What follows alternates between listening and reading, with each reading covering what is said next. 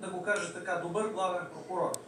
И за това е нужно да работим именно по този начин. За свой заместник към Върховната административна прокуратура Сотир Цацаров предложи Камен Михов.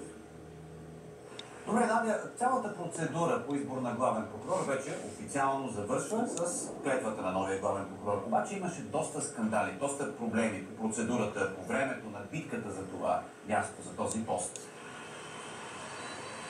Така е, да. И днес, когато Борис Велчев всъщност предостави и отстъпи поста си на вече новият главен прокурор Сотир Цацаров, това, което му пожела, беше по време на 7-годишния му мандат да има по-малко скандали. Самият Сотир Цацаров каза, че не се надява това пожелание да се изпълни наистина, най-малкото защото е видял какво се случи по време на кампанията. Скандалите се завихриха. Първо заради редицата похвали от страна на вътрешния министър и на премиера към работата на Сотир Цацаров като съдия.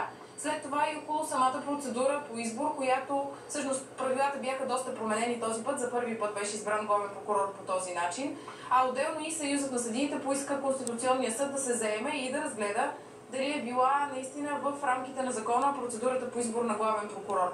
Това е за сега от цялата процедура по избор на главен прокурор. Надя Ганчева, благодаря за това директно включване. Продължаваме напред. Все повече болни от грип. Какви опасности крие новия щаб? Нарастват стартовите заплати на учителите, с колко и от кога?